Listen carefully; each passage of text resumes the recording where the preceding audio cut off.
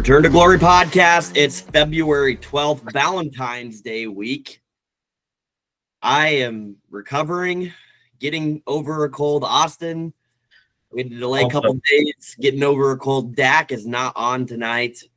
Dude, Nebraska's down. I mean, I don't know about you, but everyone I know is getting sick.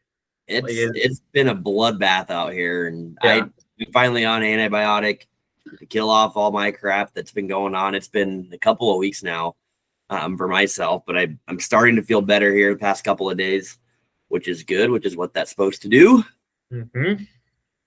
You're at least talking today, so that's good. We were supposed to record Monday, and my voice was, it was not recordable. Not good for the mic.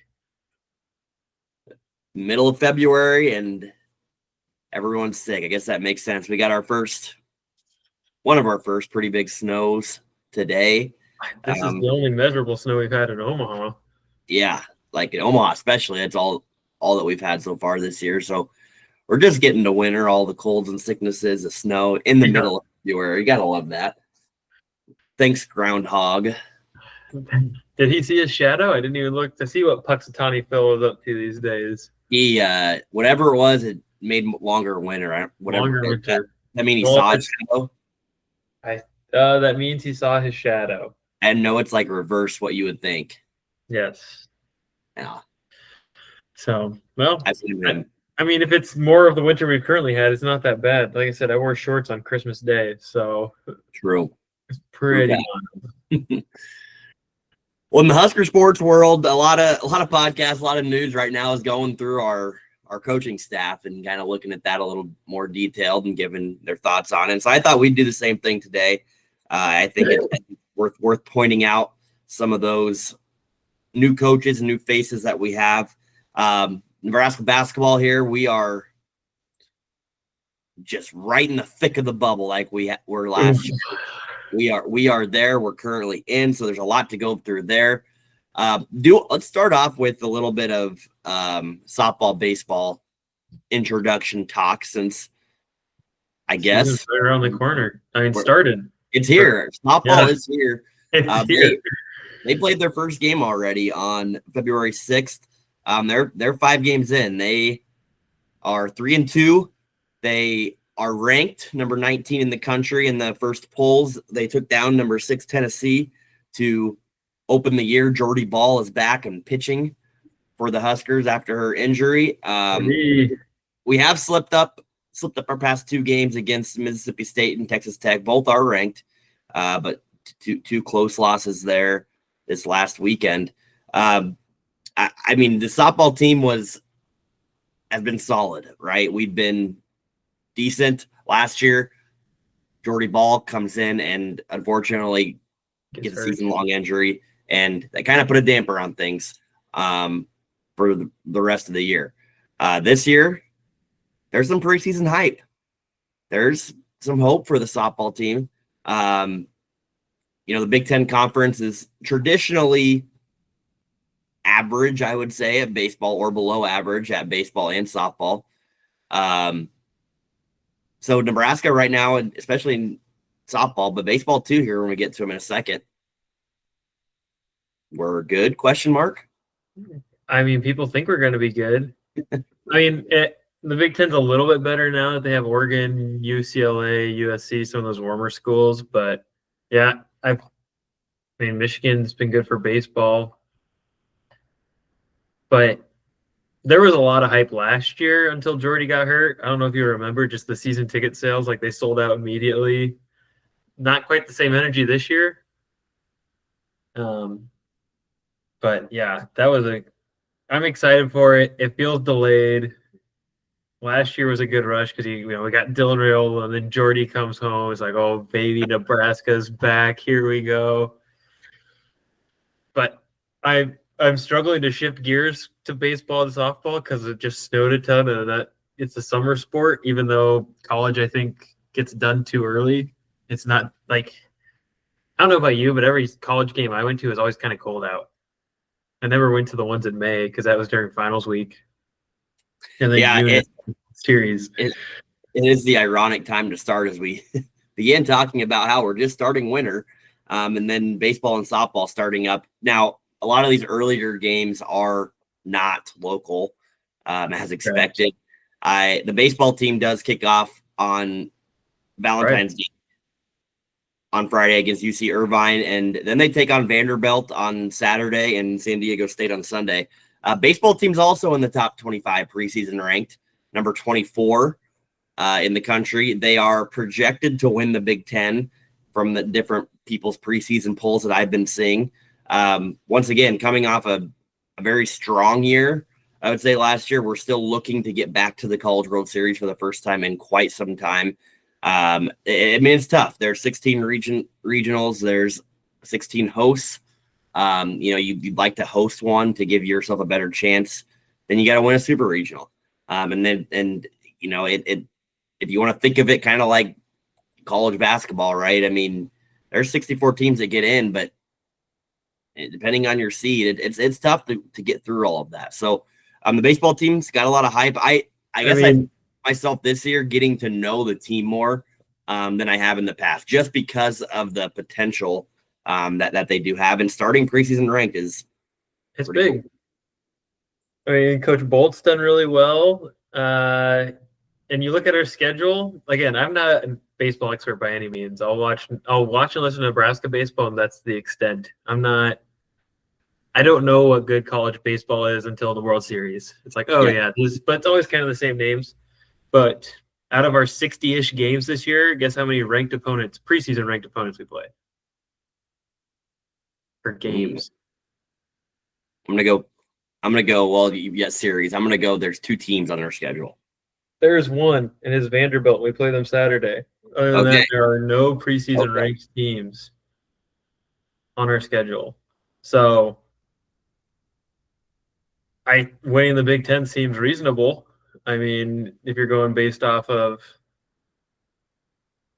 the preseason rank, unless if they don't add those numbers to the schedule yet, but I don't know why they wouldn't. Here's what I appreciate. And I know that you don't play as many games in football for sure, but basketball, we have a home and home with K-State, with Kansas, and with Creighton. Yeah. It's local. I will enjoy watching those games. I don't know. We've said that about football, I guess, can we play some of these more local rivalry type teams? Like, I appreciate that from college baseball scheduling that way.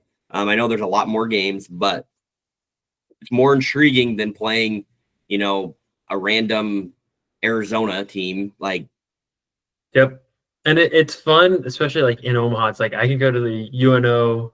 Well, I guess this year I think they're in Lincoln, but last year I went to the UNO Omaha game, and this year I can go to the Creighton and Nebraska game in Omaha. And it's like a Tuesday night. I don't need to take off work early to get down there and park, and it's kind of nice. And that's our preseason talk on baseball. I'll be honest, I don't know many of the players. We did go 40-22 last year, and a lot of those players came back. We made a regional. We won the Big Ten tournament. It looks like maybe 8 of the 9 starters could be back. So there's a lot of returners. I think pitching's the question mark on what we might have coming back there. But we have Rob Childress as our pitching coach. Like that's good. A name that we trust. Right. I don't know. I don't know about you, but I like listening to Nebraska baseball on the radio. I don't know if I really enjoy watching it on TV, but it's one of those things that's nice to have around. Whenever I'm driving around in the spring, I'll just throw it on the radio. It's kind of nice. I'm glad it's back. Yep. Hopefully the softball team does really well too, because that'd be freaking sweet if we could just – I just want to be good at something again, Good. Anything. Yeah. Another quick shout out here at the top. Super Bowl. Cam Jurgens. There you go. Nick Gates. The pride of Pickerel. Let's go. Yes, we throw O'Shawn Mathis in there. Yeah. But three former Huskers all winning a ring. Cam obviously being from my hometown, or close to my hometown, I guess, Pickerel at my high school. that I went to in Beatrice, and then moving on to Nebraska, and then was on Jimmy Fallon last night. Yep.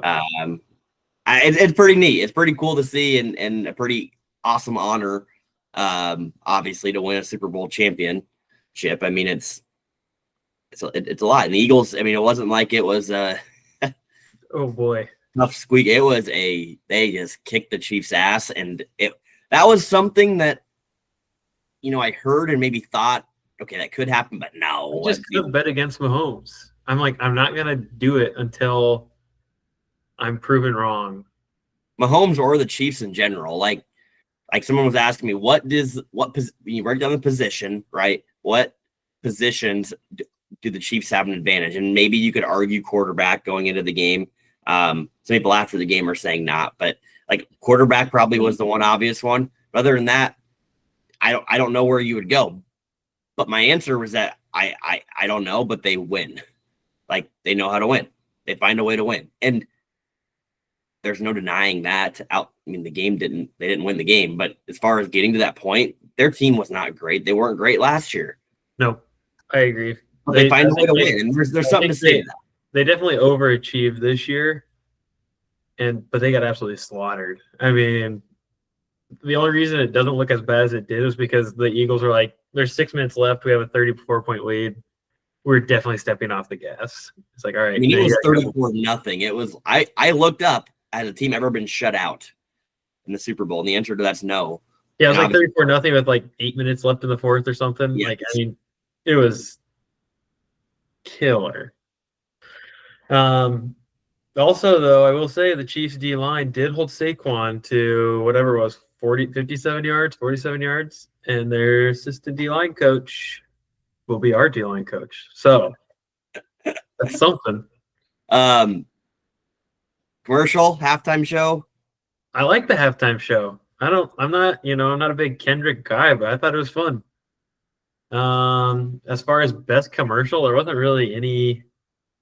The Matt Damon one, I guess, with Lionel Messi. Or no, it's David Beckham. Sorry, David Beckham. Oh, that was pretty good. Yep. Yeah, I didn't watch. I'll be honest, I didn't watch too many of the commercials or pay too close of attention. I thought the halftime show. It wasn't like the best one ever. And I'm not a big Kendrick Lamar guy. I know most of his songs, or have heard of him at least. But I thought there was, from what I heard of people at the game, there was just a lot going on. Throughout the whole field. And it wasn't like it was a very elaborate setup. But they kept it very everything was moving constantly, I guess the show was. So I thought they did a good job there. Again, nothing solid 6 out of 10. Like, I mean, as far as a watching experience, I'm not a Chiefs fan. I watched it. I was in Kansas City. I watched it at a watch party. The person who hosted had a banner hanging up in their house, Chiefs 3-time Super Bowl or 3-peat Super Bowl 54, whatever it was, champions. And every quarter I was we did like one of those where you buy the squares. Yep. And every quarter I was basically, had they just stopped the quarter like a minute sooner, I would have won on like 2 of the 4 quarters or something. So that was a little frustrating. But the game sucked to watch. It was funny to watch, just the Chiefs fans in disbelief as DeAndre Hopkins drops an 11-yard, first down. It was pretty hilarious, just the disbelief in their face as they were getting absolutely slaughtered. I saw some stat that if you looked at just the first 3 quarters of games, Patrick Mahomes' performance by basically any statistic measure is the worst performance from any quarterback this season. In the Super Bowl, man. Why Mahomes too? You at least had that experience of watching it with some Chiefs fans, because that was the one thing that I missed was we didn't have any diehard Chiefs fans, and I know quite a few, but none were just at the place that I was watching, and that would have been the fun part, is just to shame them the whole game. Just the groaning. We left at halftime, and it sounded like a lot of people left after us because we drove home that night. Oh, man, it was just hilarious. Just and then they got that first, the refs called that. It was a pretty soft AJ Brown pass interference, offensive pass interference. Yep. I'm like, all right, it's not an unwarranted call, but they were like, oh man, look out, the refs are helping the Chiefs again. Oh, we're gonna, and then, oh, it was good. It was good. It's good to humble them once in a while. They had it good for too long. It is. Okay, well, let's bubble talk, baby. Let's do bubble. Let's look where we're at. And this is what I love. I'll say this: over the past 2 years, obviously both years we've been in the bubble. We should mention big win at home against Ohio State on Monday or Sunday. Big game against Maryland at home, who is now ranked tomorrow on Thursday. 3 games does it, maybe, out of our last 7. That's what I'm kind of thinking, but we're right there. Like, we're right in the middle of the bubble. There's, I don't even know how many brackets are there out there. Well, this is okay. I'll just say what I'm looking at here. Bracketmatrix.com is what I like to go to. And if you are looking and you probably follow your favorite stuff on Twitter, on Facebook, Instagram, whatever you look at, and you have, you see the bracketologists, Nebraska media, people are retweeting, posting stuff. Some people like them very number based. Some people like just the eye test, all of that. Well, what I like is all of that, but combined into one. And Bracket Matrix does that. Every bracket that's out there on the internet, they put on their site, and they put the date that it's updated on. And they put, the common ones all the way to the ones that you've probably never heard of. And they do a really good job. They put your couple of more popular ones at the beginning. They highlight the highest seed that your team is, the lowest seed. We are currently, as an average, in 108 brackets, we are averaging a 9.99 seed, so a 10 seed. We are in 107 of the 108. And the one that we are not in is, I believe I saw this, it was not updated after the Ohio State game.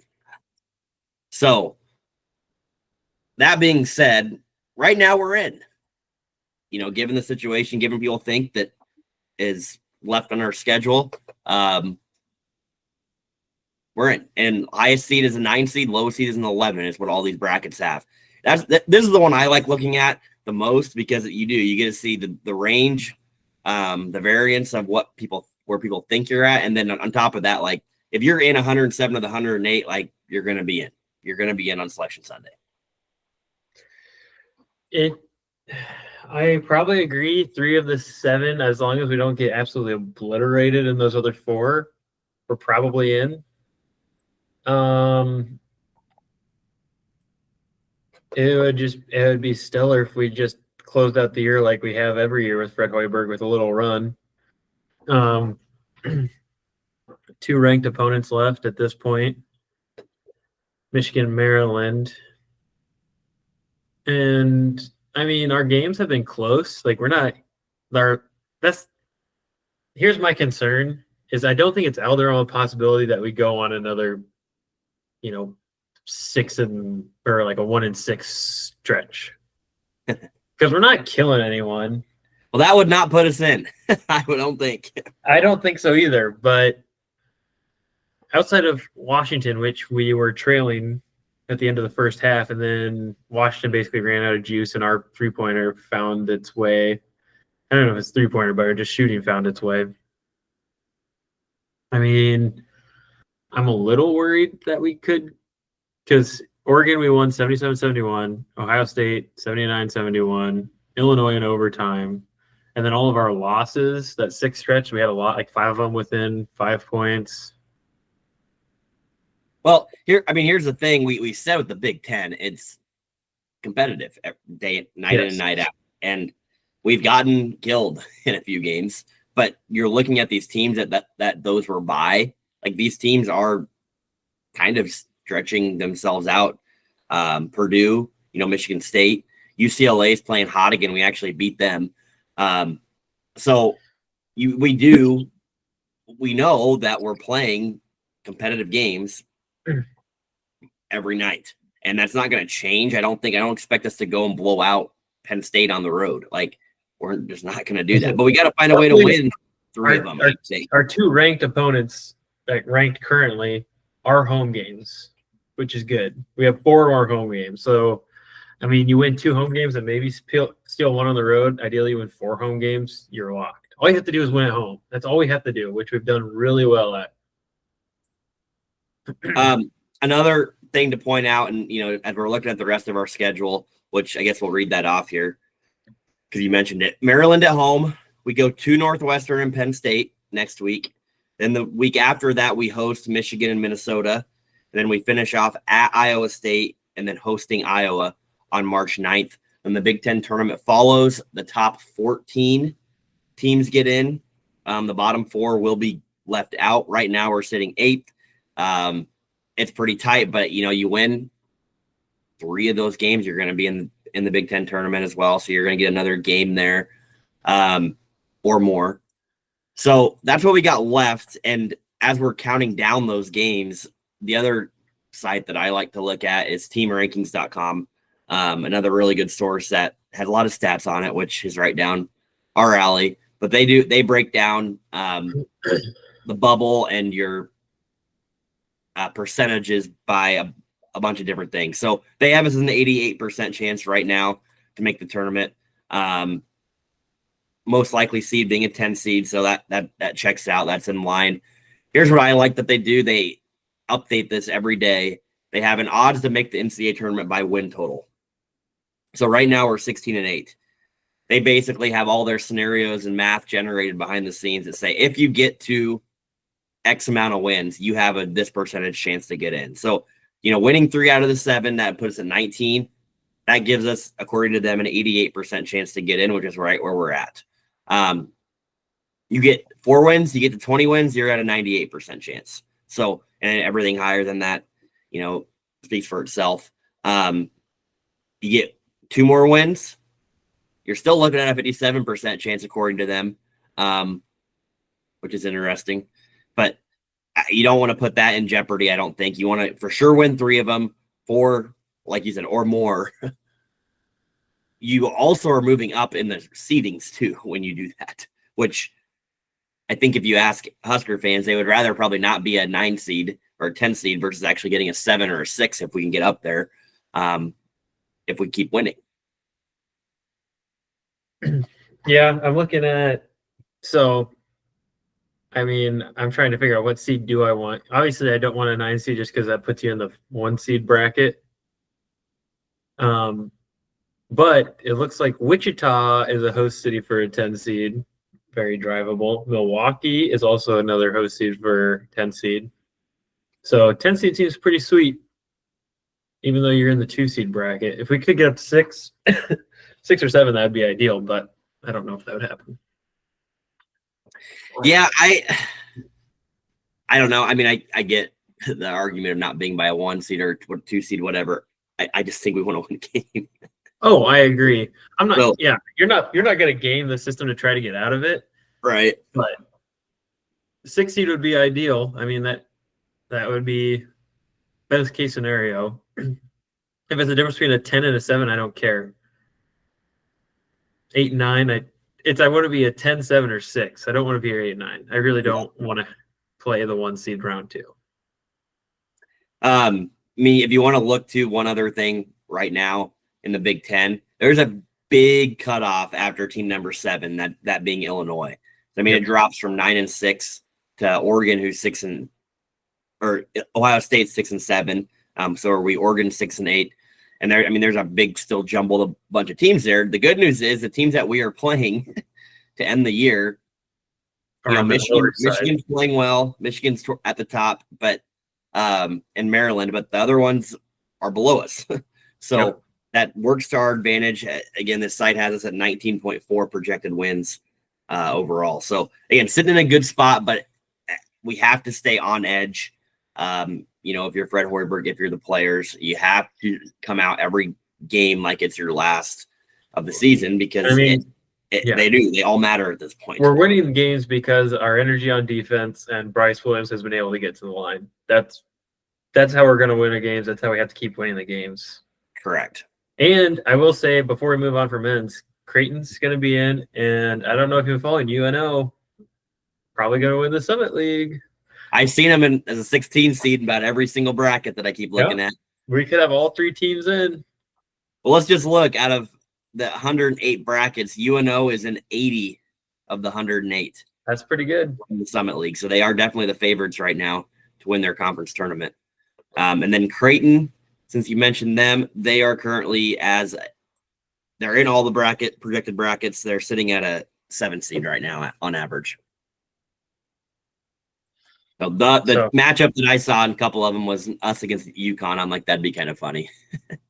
That would be kind of funny. Oh, gosh. Oh. All right. Any more bubble talk? We'll be talking bubble every episode from here on out. I guarantee it. I don't think so. Big game. I think if we beat Maryland, we only need 2 more wins to lock it up.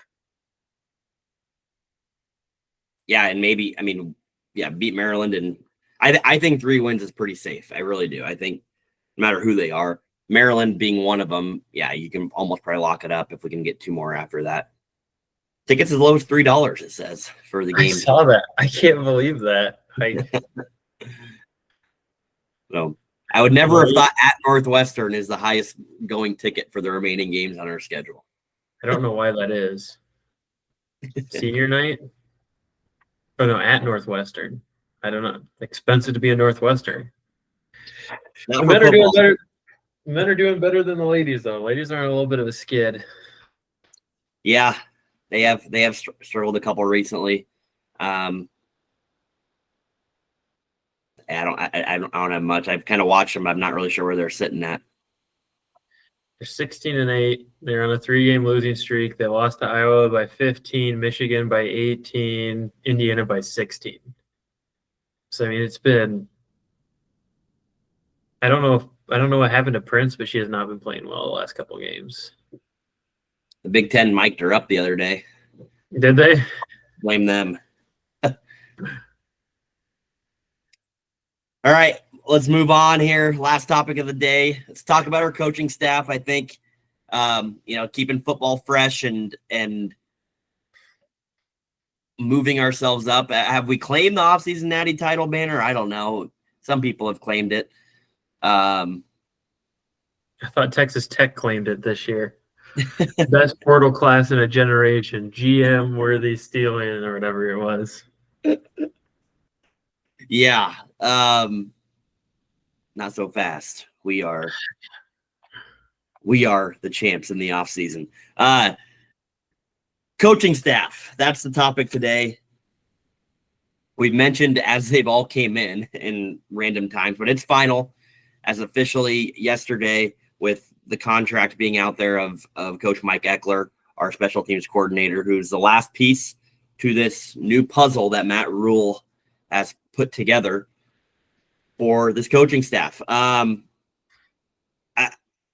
start with this. Very positive vibes from all of these hires. And I think you can chalk that up to a little bit of the Kool-Aid, the Roulade, the offseason hype, but there may be a piece of it. Like if you're just a objective fan from another Big Ten team or another team in the country, you look at it and you go, okay, Nebraska's got some names. They did a good job bringing in some people. I think that's also a very true statement. Now, as a fan, us in this podcast, let's see what happens with it. And we're not really probably going to see a whole lot until we hit the field in August without being able to see the spring game.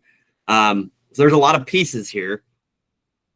I guess overall general thoughts before we dive into the individual coaches. I'm not going to say we won the offseason national title, but I do feel good about the hires. I know that part of that's probably because of the puff pieces I read, but that's how I get my information. I'm not deep in the trenches of special teams rankings for every team in the league during the season. So if they all feel like good hires, and you've seen at least statistics that sort of back up those arguments, especially for special teams. And then you see, the D line guy, Kansas City D line looked really good. They held the run game pretty well. 13, I guess 14 if you include Matt Rule. So there's 14. And as a reminder, too, this whole new coaching world that we live in where, that used to be laws around analysts and number of coaches you could have on staff. A lot of those are gone. And you can have as many coaches as you want and put them wherever you want and do whatever you want. And so as a head coach, as a program leader, it's your job then to find, one, who those people are, and two, put them and give them the responsibilities to do the job correctly. So when you put all of it together on a football field, it looks good. It's different than basketball. It's different than baseball. It's different than any other sport because there's so many unique pieces that have to come together at one time, on the field at one time. I mean, what other sport can you think of is with 11 people on the field? Is there one? I don't know how people are in rugby. Yeah, maybe rugby. that could be similar. I don't know. I think football obviously is the one we're most familiar with in America that has a lot of players on the field, and it's your job to coach all of them as one unit, but also have all these position coaches to help and specialize and teach fundamentals and all of that. So I'm not going to comment on it now, but the word that I've used or the phrase that I've heard when it comes to coaches, not just in Nebraska, but just in general with these new rules, is how many cooks in the kitchen is too much. So just keep that in mind here as we're going through this. Head coach Matt Rule obviously has been here now for his third year as head coach. Offensive coordinator Dana Holgerson. Technically, he is new to start the year. Came in middle of last year. Defensive coordinator John Butler, similar story. He's not new, but he's got a new title as from what he was last year. He is the DC by himself here. And then special teams coordinator Mike Eckler, most recent hire, rounds out the coordinators. All three new. Well, they are. They're new coordinators. And what's funny is it is funny. It is what it is. But we talk about it. We say, okay, these are all three great hires, all three new faces. We like them. And then I heard someone say, Ohio State's got three new coordinators too. They're going to be in trouble. I'm like, maybe. I was like, you know what I mean? Like, that's just Nebraska media at its finest. But I do. Regardless of that comment, I think that, like you said, that everybody's saying, okay, Nebraska got a big name. They got Mike Eckler, like one of the in the coaching world, better special teams. Of the three, you feel like one might be a step back, and the other two are at worst a wash. Correct. But we don't think either one of them are washes from special teams or offensive coordinator. So here's how I'm like piecing this together, I guess. In the past, we've always had coordinators that have a position as well. I think that's pretty true on both sides of the ball. None of these three guys have specific responsibilities as far as positions. Now, Eckler's special teams coordinator, that's kind of its own thing. But Dana and John Butler are both strictly coordinators. We go a level down further. Okay, on the offensive side, Glenn Thomas is back as the quarterback's coach. EJ Barthol is back, and he's been here with the Rule as the running backs coach. Same thing with Donnie Raiola as the O-Lions coach. And then Nikhil Shorts, our new receivers coach, who is a Dana guy with them at West Virginia, at Houston, most recently at Kentucky. That's our offensive staff, and those guys are in charge of the position. You forgot someone. Who'd I forget? Coach Satterfield. Satterfield. I didn't have him circled. I have him written down. Tight ends coach, Marcus Satterfield. all these guys are in charge of their own individual positions. In my mind, teaching them the fundamentals, the techniques, and then Dana's going to take all those things and piece them together. And Dana's going to have input in saying, hey, coaches, we need guys X, Y, and Z to be able to do this, this, and this. And they're going to scheme up something together as a staff. To me, it makes a hierarchy. It makes sense more so than what we've had in the past. That's on the offensive side of the ball. Defense, similar story. John Butler, and then Rob Dvorak at the linebackers. He's been with Rule here since he got here. Phil Simpson, the new ends coach, which it sounds like maybe will be more linebacker type ends. Phil Snow, who's the associate head coach, kind of Rule's, I don't know which consultant or guy that helped him last year. He's now the associate head coach, but also going to be helping with the defensive line. You mentioned Terry Bratton, the Kansas City assistant D-line coach that is now officially on board there. Addison Williams, the new defensive backs coach, that rounds out our defensive positions there. So again, I like the structure. I like the hierarchy. It makes logical sense to me. We'll see if it plays out in the field, but I think it structurally makes sense. It is also funny because the defensive backs coach was a defensive coordinator, and then you have John Butler, defensive coordinator, Phil Snow, defensive coordinator, and then on offense you have Glenn Thomas, who was co-offensive coordinator, Satterfield, who was offensive coordinator, and then obviously Holgerson, offensive coordinator, and then Matt Rule above all of it. So I just feel like there are going to be a lot of ideas. It will be interesting to see how they all align. So what I like, though, because I agree, when it goes to cooks in the kitchen and you're starting to think about that, what that means with all these coaches, because we don't know the names of these people, but when you talk about, let's just take the linebackers, for example, you're going to have personnel staff that's even further down than Rob Dvorak. Right. The grad associate assistants and the... Yes. Yeah. That also have... So what I like about it is the hierarchy is very clear. Now, where that can get fuzzy is if you feel like your input is not heard or valued, there's frustration, there can be some disruption within an organization. It's all going to flow however the information flows. Like you said, Rule has zero responsibilities when it comes to the day-to-day game. Like, I think he was kind of involved with the defense a little bit, but then Tony White, when they brought him in, Tony White was damn good. So then our offense stuck. So I'm like, Rule's like, okay, I got it. I don't think. What do you think, Rule? Like, this is not like what do you think he's going to be doing? Because I feel like Holgerson's going to be game planning the offense. Yep. Butler's going to be game planning the defense. Eckler's going to be game planning special teams, which really shouldn't change that much per game. Like, what is he doing? Like, so it's fascinating, and this conversation I can almost guarantee come up.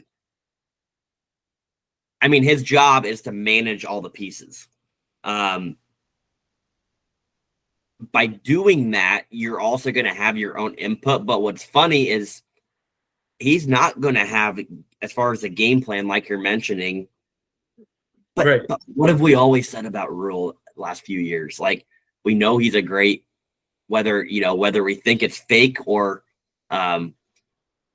genuine. He is a communicator. That's his top quality, is like just talking to people and talking to people, the media, talking to the public, talking to people happy. Like that. That's what his job is. We've always said he might not be a great X and O's guy. He might not look at his time management stuff that we've had. It's not been great.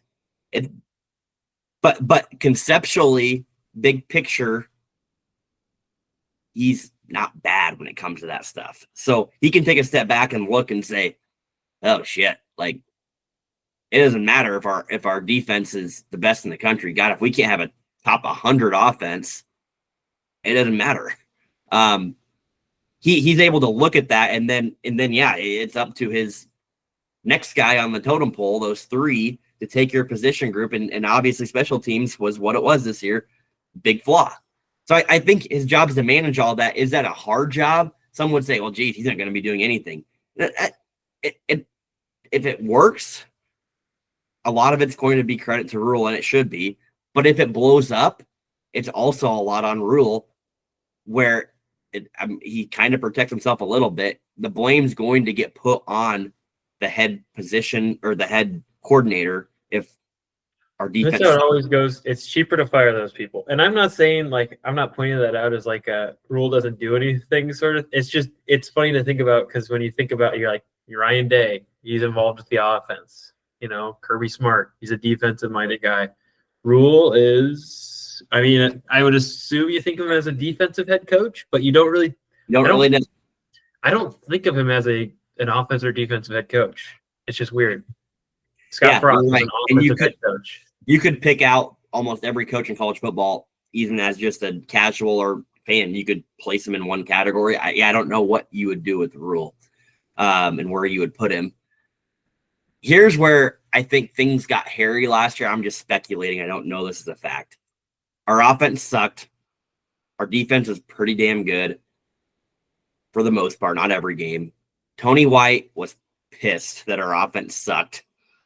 And I feel like that got ugly a little bit as far as the chemistry when we went on those losing streak there in the middle of the year with the coaching staff, with the players, you know, who they trusted. You know, it is, because it is. As a defensive coach, if you're doing everything you can and then you're like, offense, figure your shit out. Someone's not carrying their weight and it sticks out like a sore thumb, and then you guys still get picked on. Like, it's like, well, you know, Tony White's defense didn't stop them on that last drive. It's like, well, I held Ohio State to fucking 17 points. Like, exactly. Do something, you know. And the speculation again, I've thought this ever since the Dana Holgorsen, Marcus Satterfield. Satterfield's obviously still on staff. I think that Rule and Satterfield are buddies. I think they're really good friends, and I think that ticked Tony White off. That Rule, not that he sided with Marcus, but that he was defending Marcus more than he should have. For and even to start the year and bring him back as the OC, like. I do think that was a big part of it, speculation there. So I think that's a lot of the reason potentially why Tony White left, amongst other things. But I also think that's why they brought Phil Snow in as another layer of like, you know, Phil Snow cannot get fired for anything. Like, there's nothing that man will do that will be like, that's the problem with the Husker program. So now Rule has created a layer of separation of like, hey, Phil, I need you to talk to Sat, like, he's not getting his shit done with the tight ends, or there's just a tier to handle that. There is. And what's the element we haven't talked about with all of this is the evolving college football landscape that continues and probably will continue for a long time, of the transfer portal, NIL, yada, yada, yada. Do we have the staff, the coaches in place to react to that and adjust appropriately and trying to stay ahead of the curve on a lot of this stuff? That I don't know. I don't know. I don't think we're in a bad spot by any means now. And in fact, I think if you put it on a scale, we'd probably be still towards the front end of NIL and all of that. But there's some pretty old school guys on this staff. And I'm not saying it's a bad thing. That can also be a good thing, depending on where everything goes. But I don't know. I don't know the answer to that. The guys, I know we have some pretty good recruiters on the staff, but I think this whole new generation of kids is, with all this money, it's just so different. It's so odd. And we still have the financial support. I think I saw we were 4th in the Big Ten from our NIL valuation as a team. Like, that's great, but it comes to taking that and then putting the puzzle pieces together. Like, you got to do it. We have no excuse to not be able to do it with the financial resources that we have, and now this coaching staff that we have and are paying a lot of money. So I don't think there's many excuses left for Husker fans, for Rule especially, and his staff. Like, you got it. It's now or never, dude. Like, figure it out. Yep. Yeah, I agree. I don't want to say I'm drinking the Kool-Aid, but I wasn't upset with anything that happened this offseason outside of obviously Tony White leaving. I think there wasn't a moment where I was like, oh man, that really sucks. Yeah, I guess the answer to that, would you feel better if Tony White was here and we retained those guys that all transferred? Yeah, yes, we would feel a lot better. We would feel a lot better. We would. I'm trying to think of who all transferred that I'm really disappointed transferred. I mean, there's some younger guys. I think that like your James Williams is one that's in my mind. Mekhi Bear, I thought like not huge, but I think just some consistency. Yeah, I agree with that. Yeah, no, I definitely yes. If he was here, I would definitely feel better. But the drop off wasn't as much as I thought it was going to be going into this offseason. Yeah, and what we don't know too. We really don't. We've heard that maybe we want to retain the same type of scheme, the 3-3-5. How is that going to be adjusted? We're not really going to know, and I think that's smart. Like I think that needs to be kept under wraps until we start playing, because we have from now and when spring practice starts here in a couple of weeks till August to work on all of whatever we're adjusting from last year on that side of the ball with new coaches, with new faces. There's going to be the element of the unknown when we take the field at Arrowhead against Cincinnati. We need to make that happen. Like that can only help you. All right. There's no reason we need to be telling people what we're doing. I'll be really upset if that does come out because our media pushes for it or whatever. There's no reason to release any of that information. And what, maybe you can be very high level and say, like we have been, like, it's a version of last year's, but we're gonna have some new faces. Like keep it high level, but don't give away anything that we're trying to do. And now we just have to wait 6 more months. And we just gotta keep talking about random topics. Yep. I love it.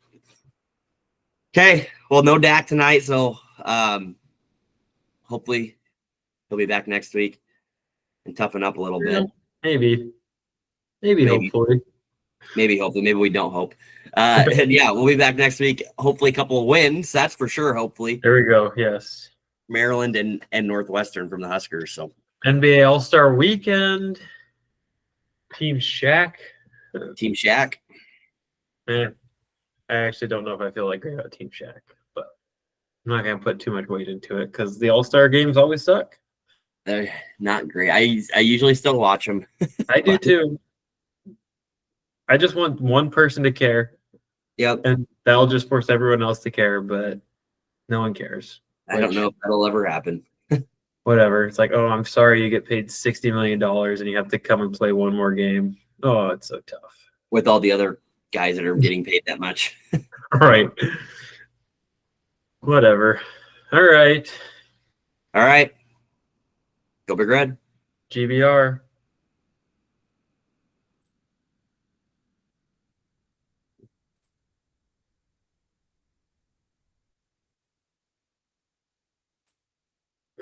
Almost feels empty without that Boomer Sooner,